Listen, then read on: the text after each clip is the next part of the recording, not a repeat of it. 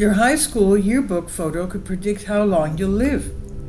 If you've got a high school yearbook you can flick through, you might find that the least attractive people run a slightly higher risk of living a comparatively shorter life, according to a new study.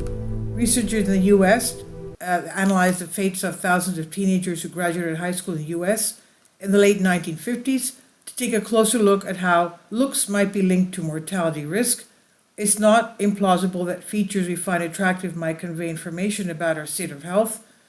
Past research has identified links between our immune systems and ratings of beauty, yet there is scant evidence on whether people commonly regarded as attractive are any more likely to see a ripe old age. Little is known about the association between facial attractiveness and longevity, writes social scientist Connor Sheehan from Arizona State University and economist Daniel Hammermesh from University of Texas at Austin in their published paper. But attractiveness may convey underlying health, and it systematically structures critical social stratification processes.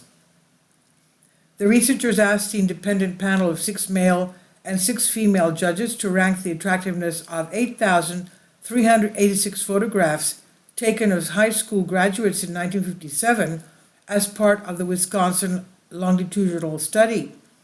This beauty contest was then used to split the individuals into 6 different categories, rated from most attractive to least attractive. Using the National Death Index, this was then compared with the deaths that occurred in the group up to 2022, by which time they were in their early 80s.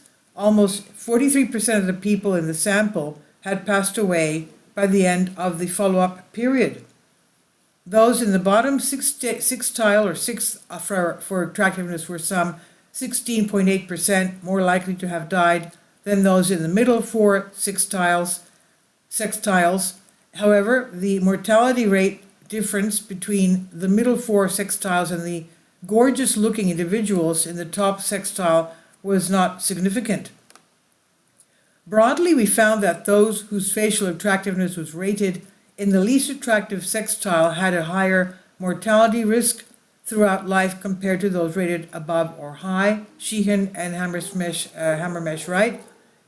Importantly, we found little advantage in longevity for those rated with high levels of attractiveness related to the average.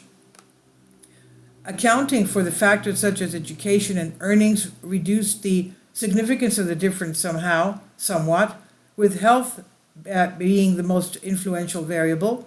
This suggests, as you might expect, that in some cases, being in poor health and not looking great as a result could be playing a role. The data here is not enough to prove direct cause and effect, and is limited in that it focused on one geographical location, and the researchers acknowledge that the reasons for the association are unclear. Nevertheless, it's an interesting set of findings when it comes to looking after public health. Sheehan and Hammermesh are keen to see more research into the deeper connections at work linking health and disease with outward signs we can objectively measure over a lifetime. Social scientists should explore how attractiveness may influence still other processes that may contribute to its relationship to health and longevity, write the authors. The research was published in Social Science and Medicine, and it's on Science Alert by David Neild. Please leave your comments. Thank you for your support. Please support my Patreon account. The daily posts are 5 videos daily, and they are totally different from what I have on my YouTube channel. Thank you so much for your support and that you find all my content so interesting. You'll find the Patreon account details in the description box below.